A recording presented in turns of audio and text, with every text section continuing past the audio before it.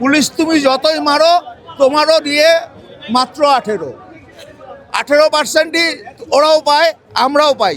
আমরা যে আন্দোলন করছি, আমাদের এই আন্দোলনের ফলে যে বাড়বে, যে ডিএ বাড়বে, সেই ডিএটা কিন্তু পুলিশরাও পাবে।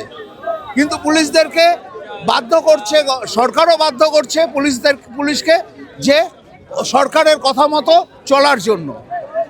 এর বিরুদ্ধেই আমাদের পুলিশের কাছেও, আমাদের পুলিশের সাথে কোনো বিরোধ নেই। পুলিশও সরকারি কর্মচারী, আমরাও সরকারি কর্মচারী।